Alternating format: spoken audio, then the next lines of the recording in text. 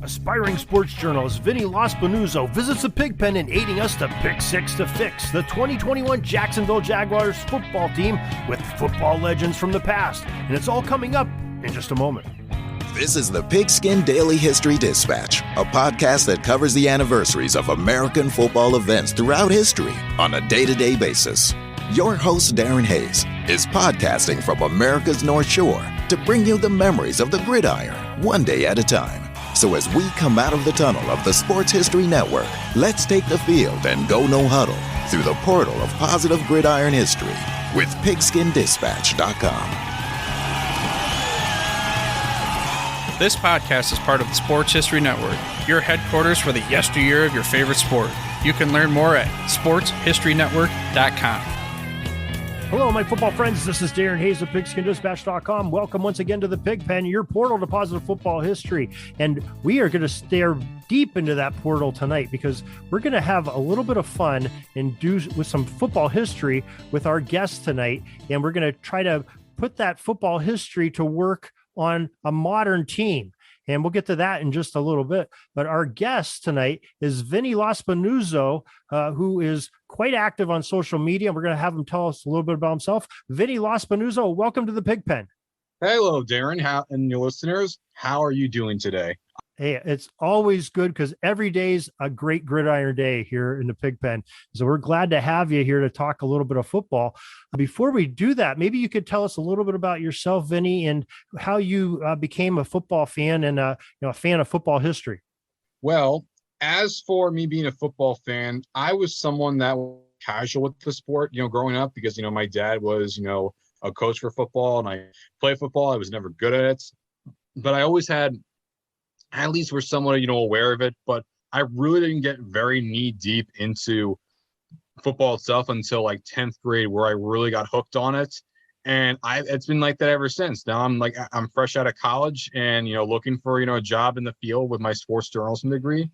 Thanks a lot, Mr. Coulange out of St. John the Baptist Diocesan High School. Big shout out to you right there for helping me get further into my sports journalism field. But that's how it started. As for the sports history segment, that actually goes back a bit deeper, considering how I was always, a kid growing up that loved reading Wikipedia. Like ever since I was like 9 years old, I've always just not just skimmed, I read articles and would go to the places where those citation points originally were, and I'd get a better understanding of that subject. I mean, I have some friends that are like that. But with me, it started because of Wikipedia. And as for, the history of football in particular, it's kind of naturally grew from that. And everyone's talking about, the birthplace of football, Canton, Ohio. And I said, let's go into that. And I say, no, that's not true.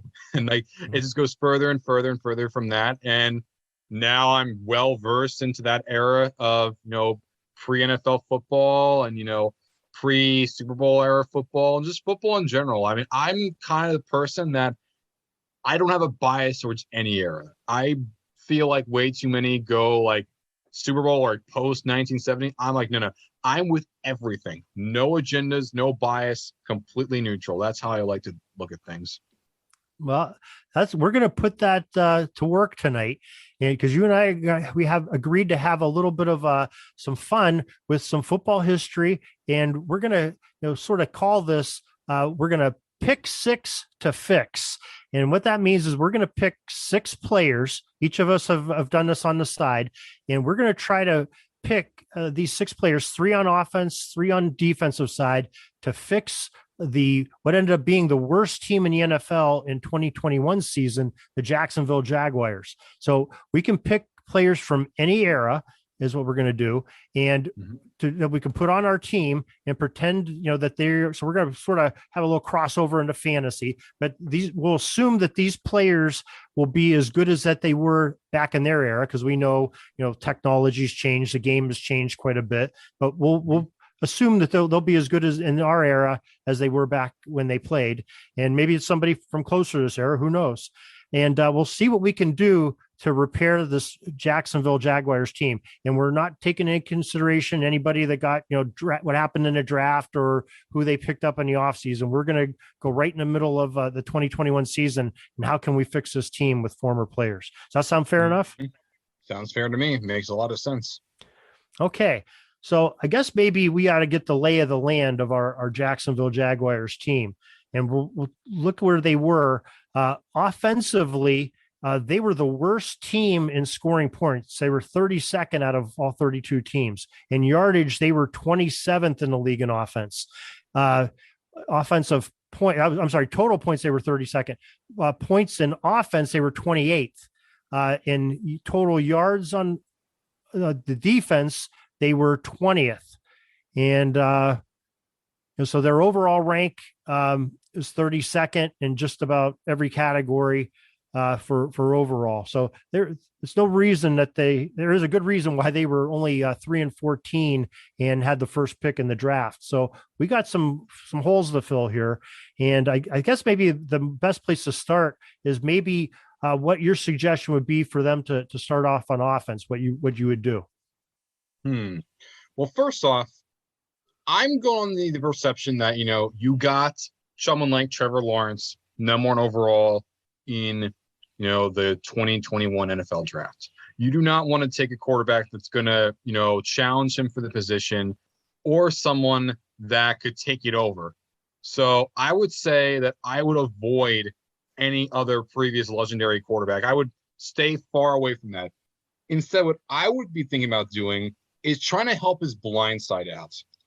First and foremost, in order to have, Trevor Lawrence truly perform as he should as, a player, I believe in order to really get him to play at his very best, you should have one of the very best linemen to be there to block for him. And, I'm going to go relatively recent here. I would say, a great choice to go to would be Anthony Munoz, the legendary offensive tackle for the Cincinnati Bengals during the 1980s, someone that many called one of, if not the greatest offensive tackle of all time. I would say, Munoz there as your blindside protector, that's going to help his passing so much more. And I think that could easily get another 2 wins for the Jaguars, at least 2 wins, just because of how much room he's going to have on that side of the field. Well, Vinny, we are, generations apart in age, but I think we're sharing the same brain because I agree with you. We don't want to mess with Trevor Lawrence. I think he's going to be a good, serviceable franchise quarterback for the Jags. He was in his rookie year last year. He had a coaching nightmare. We won't even get into that. So that sort of a team was in disarray. And it's funny who you picked because I was down to 2 different people who I was going to put in there. And I end up choosing Anthony Munoz to be that left tackle because of, for one, his mobility, and plus the guy could, so he could definitely pass block those quick guys off the edges. He can protect them against those. And when it's time to run block, the guy could go downhill and blow some holes up. And that's exactly what I think the Jaguars need, is a strong left tackle. And I was flip-flopping between him and getting John Hanna, at guard. And I said, I think we need to get the edges protected a little bit better in today's pass rushing game. So Hanna was actually my other choice I was thinking of, but I decided on Munoz for the same reason. As much it would be nice to have some help in the guards, I mean, you need to help the bookend tackles. And I think that should always be first and foremost. Not saying that guards and centers are important. They obviously are. And someone like Hanna would help that. But Munoz, it just makes sense, especially if you want to build around your quarterback. Anthony Munoz is the one you got to go with. Well, that's a really ironic that we both chose the same thing. I didn't expect that to happen, but great choice. So I think that's a good one. All right. Where would you go with your second person on offense you would do to help the Jags? Well, I would say I would right now be a little bit unsure of running back for the most part, considering I would hold off on running back for right now, mostly because, you have James Robinson there, you have, Tyler Edney, but I would say that when it comes to what the Jaguars want to do, they also want to have someone And that could also block a bit. But I would also say that they need another threat in the offensive side of the ball. Who could be a go-to target for who could the go-to target be for Trevor Lawrence? Another security blanket for him that would help protect him as well as a good man to throw the ball to. And again, I'm going to go a little recent here. So I'm thinking Tony Gonzalez, this is also another relatively recent pick, 2000s legendary for the Chiefs and the Falcons tight end. Some people consider him the greatest tight end in history. He has more Pro Bowls than any other tight end in history. I mean, if you're going to choose a tight end, for ones that are still, that are not active anymore, Gonzalez is one that I would go with. Well, that's a great choice. And he was actually one of my considerations too. And I also chose a tight end, but I went a little bit older school. And there's sort of a theme to what I'm doing to try to rebuild this Jags offense. I went with a tight end that was not only be a security blanket, but I wanted somebody with a little bit of grit and moxie, just like Munoz, to just pound defensive linemen into submission. I went with Iron Mike Ditka at tight end for the Jacksonville Jaguars because he could catch. He was definitely a good receiver back in that era where they really didn't throw the tight end that much. He helped redefine the tight end position, and boy, the guy could block with the best of them. He was darn near the size of the tackles that he played with, and had a lot of moxie and grit, and just puts that you want those road graders up front. And that's sort of what I'm looking for to rebuild that line in the trenches to help the Jags be a more efficient offense. Ditka was the first ever tight end inducted into the Hall of Fame. So I have no issue with that personally. I was actually thinking of Ditka as my other choice. The reason I went with Gonzalez is because I was thinking that maybe for today's day and age, Gonzalez's game would probably translate a little bit better to today's game compared to Ditka. I'm not saying that Ditka wouldn't work. I went with Gonzalez because of how I believe that with the way that the offense would be schemed, Lawrence would have an easier time getting to them. Sorry. Okay, that's fine. But maybe after we have our third choices here revealed, that we'll be able to explain our offensive strategy where we're going to each one of us. So, do you want to go with your third first, or you want me to go with mine first? Why don't we spice it up and let you go first? Okay. Well, I'm going to stay with that offensive line because I think that's the Jags' problem. I don't think Lawrence had enough time to throw. I don't want to get my young quarterback skittish and ruin him for his entire career. And I want to improve that running game because I think, like you said earlier, I think Robinson is a very good back. Is he the best in the league? No, but I think he's very serviceable. He had just under 800 yards, I believe, last year with a somewhat questionable line. So I'm going to build the center of my lineup, and I'm going to put another great lineman, a center that's going to sort of help control the rest of that offensive line and be the leader that they need, and somebody that's going to want to pound on people, and that's Chuck Bednarak. I'm going another old school player and putting him at center. Mm-hmm. That's a good one. I was thinking of that, but I was thinking even more old school. I was thinking, old indestructible. That's what I was thinking of. That's right. I was thinking of Mel Hein, actually. That's what I was thinking of.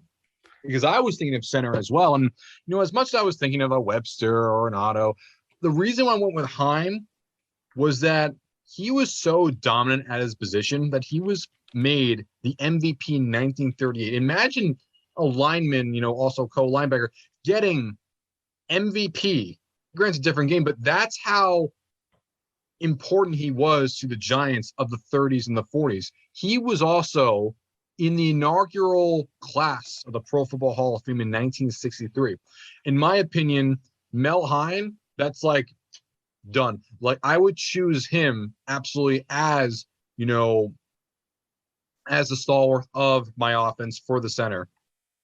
That's why.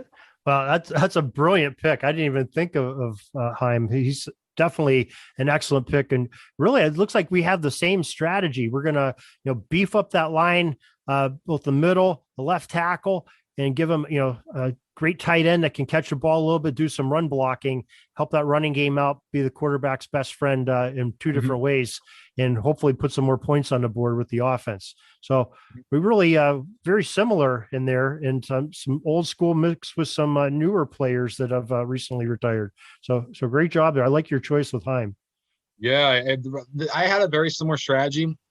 But I realize that Trevor Lawrence is young, and I think of a similar way in terms of how the Seahawks were doing very early on in Russell Wilson's career. It was mostly a defense and run-oriented team, and the way they did that was, while the offensive linemen were not, great, they were still decent enough, and Marshawn Lynch was having unbelievable years with the Seahawks as well. Plus, you had the Legion of Boom defense. So that led Russ Wilson to be more comfortable, especially in his early years, and that gave him the confidence to become one of the best quarterbacks in the game we see today. I was thinking something similar could happen if we have a similar philosophy for Trevor Lawrence. You have a strong left tackle, also given, a nice tight end that could, be the best friend of the quarterback, also, block everything else. And as for Mel Hein, he would be that centerpiece. Like as soon as you snap the ball, he's going to be one that's always going to make sure that no one's going to touch him. And that's going to give him so much room to throw. And also give a lot of room for a running game as well, because Robinson's not a bad running back, and neither is Tyler Anthony. And that's going to make it so much easier as if you have those three blockers that are really going to spread it out a lot further for them. And that I know I'm have a bit of a loss of words, but that's based on my philosophy. No, I think that's a great idea. And don't forget, we know that Lawrence, has got those young legs too. And if he needs to get out of the pocket and move upfield, well, at least we know we got some guys that can hold their blocks for a while, at least two of those positions, three of those positions, if the tight end stays in the blocks. So I think those are all great choices to help the young quarterback. So I guess we got that side fixed up. I'm pretty comfortable with either one of our choices there going that way. Now, what do we do about the defense? That is because their defense, let me go flick back to where we were saying their defense was 28th in points scored against, and in yardage, they were 20th in the league. So they need some improvement there. Not as much as the offense needed, but definitely there's some holes to fill there. I would say, considering they already got, some help on the outside of the ball, I would say that I would decide to go via probably the inside. I was thinking that maybe a nice inside linebacker could really work and be that quarterback of the defense that they could really use. Someone who's a very hard hitter, someone who could really put the Jaguars in a place where they have the leader of their defense in the form of an inside linebacker that would be help calling plays for the defense, and would also be a force on the field as well. And one that I thought of in terms of a inside linebacker, I'm going to go a little recent here. I'm going to go with, the legendary Ray Lewis, Baltimore Ravens, inside linebacker, 13-time Pro Bowler, Defensive Player of the Year twice, Super Bowl champion twice, first team All-Pro 7 times. I think that's a really good choice, and I think that's a really nice, relatively recent addition that I would add. And I think that's a really good pick for me. I thought about that. I was trying to think of my defensive philosophy, what I would want to do. And I sort of, I'm going to call it, I'm going to triangulate my defensive picks, my three. And I stayed away from the middle linebacker, and Ray Lewis is a great choice. And that's one I was under consideration when I was thinking about doing that. But I'm going to sort of triangulate and put a couple up on the line that are going to help me out. But my first one I'm going to do is I'm going to put Reggie White up on that line to be a disruptive force. Like you said, they've got a little bit of help already at the edges, but I want to get some pressure up the middle and have a good run stopper that's going to end up taking, two blockers to be on Reggie White every single play. And I think Reggie White's a great addition to that offense or that defensive line of the Jags. That's going to help out, the minister of defense himself. and is going to put some stability up there that I think they need. As for, I want to also continue, because there's already some help on the ends. I also want to continue. I also want to go to the line itself. And I was thinking that, besides an inside linebacker, I was also thinking of adding, a defensive tackle as well. I was thinking for my choice, Mr. Cowboy. That's what I was thinking of. I think Bob Lilly, defensive tackle from the Dallas Cowboys. I think there was their first ever pick or their second ever. I think it was the first.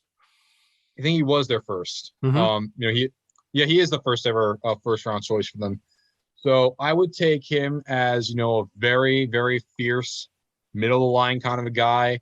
He would be the one that would always get up with the guards and the centers and going forward. And now, granted, he would not be a huge sack maker, but at the same time, he would get those tackles you need to generate pressure on the offensive line.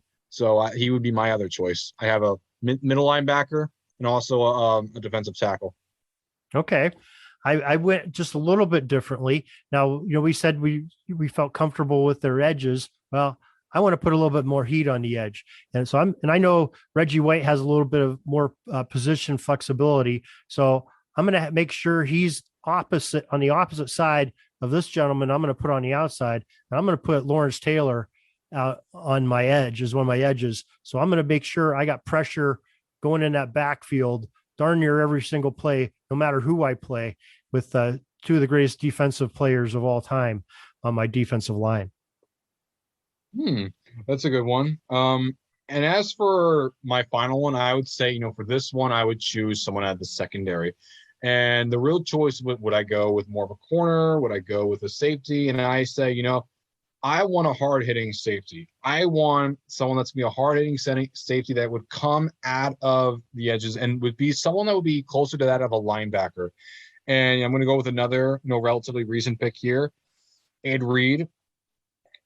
He was fierce like a linebacker, and he would be someone that would be one of the leaders of interceptions 3 times, also be one of the leading tacklers for the league. And he's considered one of the greatest safeties of all time. And I think, having someone like that in your safety, in your secondary, and that would help out the line as well. It would also generate pressure on other, wide receivers, tight ends. I think you would have yourself a good 1-2-3 punch. You have, a stalwart of your defensive line in the middle. You have the inside linebacker that would also be in play, and also you'd have your hard-hitting safety as well. Well, we thought along the same lines. I also agree. Like I said, I want to sort of triangulate, and I want an enforcer in my defensive backfield that's going to help communicate, a great veteran. And I want somebody, somebody coming across the middle with the ball, tight end coming across, catching a pass, or wide receiver. I want to make sure that they feel after that catch, they feel some pain. So I'm bringing in probably the hardest hitter of all time at safety. I'm bringing Ronnie Lott in my middle of my defensive backfield to, whatever he's got to do, ear hole people. The guy's tough as nails, played with a broken finger in a game in his career. That's the kind of guy I want back there. So yeah, they had to chop it off. That's the kind of guy I want in there. I'm going to bring some grit to both my defensive side, just like I did sort of my offensive side, because I think that's what the Jags need. They need that stability, a little bit of old school toughness, and enforcers out there in defense to just, punish people so they don't want to catch the ball over the middle anymore. I was thinking of Lott, but the reason why I decided with Reed was because I wanted more of a pure safety. More of a pure free safety, whereas Lott, you would have more flexibility. I decided to go with Reed because I was thinking that, I found that their corners were a little bit more decent, so I want to focus on the safety aspect. I think Reed's a great choice because you got a little bit, he's a ball hawk too. Plus he can come down, in the box. And I thought about, like a Polamalu, who you get a little bit of both out of him. But I really, I really think that to inject in this Jaguars, they need some toughness built in them. That's where I sort of lean towards Lott to give them that in the backfield. Makes sense. Okay, so we got these choices now. Either one of our fixes, I think would be vast improvement. And I'm sure if you went and told, the owner of the Jaguars, Mr. Khan, I believe is his name. If you went and told him, Khan. yeah, if you could go and tell him that, hey, we just arranged this for you. We got the time machine and here's our choices and you're going to be able to play with these guys. I'm sure he would be doing cartwheels all the way through the offices of the Jaguars. But in reality, what do we think that we're going to give the Jaguars if they got a repeat of 2021 with our choices that we put in there? Where do you think they would end up finishing? I think if they have the stellar offensive line play and the stellar defensive play of any of our three choices, I would say that the Jaguars are a team that would be winning their division. They would be over they or at the very, very worst, they'd be contending with the Colts, because I really love the Colts roster. But I would say if you're going to have a legendary offensive line and a legendary defense, I would say it would be a massive disappointment if you don't win your division this year. If you have these, now granted, the AFC is a doghouse this year. The AFC North could have, all their teams with a winning record. Maybe not that, but the AFC West absolutely could have all their teams represented in the division winner and the wild cards. And, with that discrepancy, the AFC South is a little wide open, well, somewhat. I mean, the Colts, in my opinion, are the best team there. The Titans are right behind. They won the division the last 2 years. Texans and Jaguars in the rebuilding stage. So I would say because of how tough the AFC is, you'd be able to get a few wins out of it. But I would say that with the additions we've had, I would still say the Jaguars would be able to get wins over teams that are considered higher in the conference. And if you don't win your division, you should at least get a high wild card spot. And, if you're going to go off the defense wins championships philosophy, I think you can at least get maybe a game or even two on the road for the playoffs. But I'm not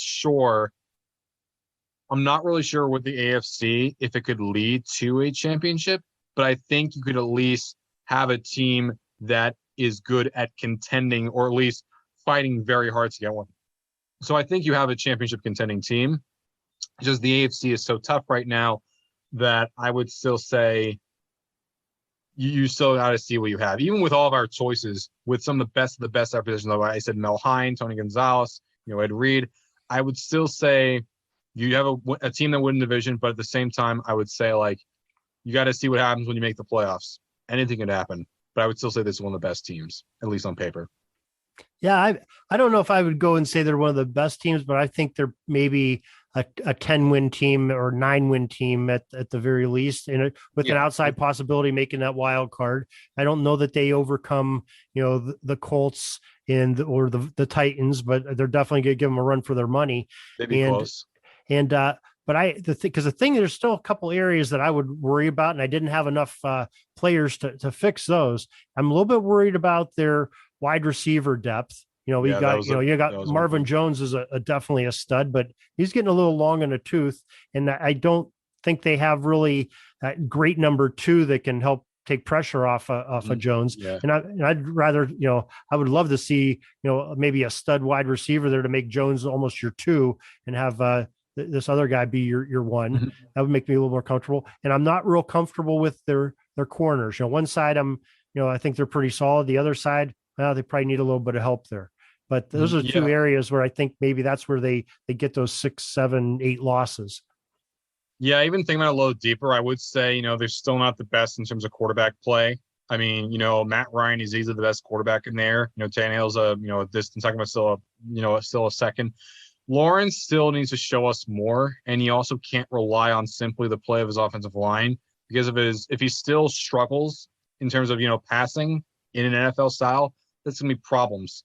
And the wide receiver depth could also be some trouble. But, they could be one of the best. It's definitely, I would say, one of the best defenses. But with a tough AFC, I would say they'd fight for a wild card spot. Maybe they could be a 10-7 team. Maybe at worst, a 9-8 team. At the very best, maybe 11-6 if they're really lucky. But I would say if this was the NFC, I would see them as a wild card team. But considering the AFC, I'd say maybe just making it as a wild card team, or maybe just short. But if they're really lucky, they could win that division. But I don't think this is a team that would go to the Super Bowl. This still is not a Super Bowl contending team. this might not even be a conference championship contending team, but this is a team that could win a game, maybe two, in the playoffs if they do make it there. But I would still say, you still need to see more progression out of Trevor Lawrence. I totally agree with you. I appreciate that. That was a kind of a challenge, a little bit something different. It's kind of an interesting thing to go back in history, look at some of these great players and talk about them and put them into a modern context. So I think that was entertaining. I appreciate you coming on here and helping us tonight. Before we let you go, how about if you share with us, if you want to, your social media call outs so people can follow you on Twitter or Facebook or anything else that you have? At Vin Lospinuso 91 on Twitter. You can just find me on LinkedIn if you really want to, Vinny Lospinuso or Vincent Lospinuso. That's my full name. Also go by my full name on Facebook as well. You just find it, Vincent Lospinuso. You could type in Vinny, but on Facebook it's Vincent. I'm also on, American Football International. I've been writing articles for the international American football leagues, like the German Football League, the Austrian Football League, the Mexican Football League. I'm also on Zenny2 Media. I do vlogs. It's run by Zenny Abraham, formerly of San Francisco Chronicle for many years. Also do many podcasts with Kirk Buckner of and I'm also partnered with the I'm also partnered with the Around the Block Network as well, and I'm now a part of the Sports History Network. So I have a whole variety of places that I have my toes put in. But I am a freelancer first and foremost, and I am very proud to say that because I love spreading myself out, but I don't want to spread myself out too thin. But that's all the places that you can find me. Well, that's definitely some great places to find you. We'll look forward to joining us here on Sports History Network. Do you have a name for your program and anything that you can share with us on that coming up? Not yet, because I recently just got on thanks to Arnie. I'm going to start off with, being on with you and with Mike and, a few other guys. And then I'll talk about that, because right now I'm first thinking about this, and then I'll think about the name for the podcast soon afterwards. Oh, fair enough. Well, as soon as you do, let us know, and we'll make sure that we get the word out to the listeners so they can find you on there as well. So, Vinny Lospinuso, thank you very much for joining us here in the Pigpen and on this pick 6 to fix the Jacksonville Jaguars of 2021. We appreciate it, sir. Thank you. Anytime. We're taking a peek over at the chains and the down marker. It's 4th and long. We're going to have to punt the ball and get on out of here, but we'll have another series tomorrow for your football history headlines, so be sure to tune in. We invite you to check out our website, pigskindispatch.com, not only to see the daily football history, but to experience positive football with our many articles on the good people of the game, as well as our own football comic strip, Cleat Marks Comics. Pigskindispatch.com is also on social media outlets, Facebook, Twitter, Instagram, and don't forget the Pigskin Dispatch YouTube channel to get all of your positive football news and history. Special thanks to the talents of Mike and Gene Monroe, as well as Jason Neff for letting us use their music during our podcast. Pigskindispatch.com is a proud affiliate of the Sports History Network, the headquarters of sports yesteryear.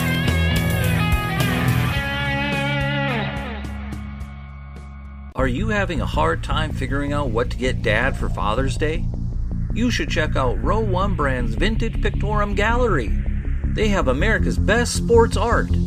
With over 7,200 historic sports prints, you're assured to find something unique for Dad this Father's Day. Instead of a boring old tie, get him a historic baseball photo taken by Henry High Sandham at the historic Polo Grounds Stadium in New York City during the 1894 Temple Cup. Or, if he's an NFL buff, check out the 1963 vintage NFL poster. These are so good looking that you'll be amazed how they turn out. Shop now at sportshistorynetwork.com/row1 and save 15% off your order.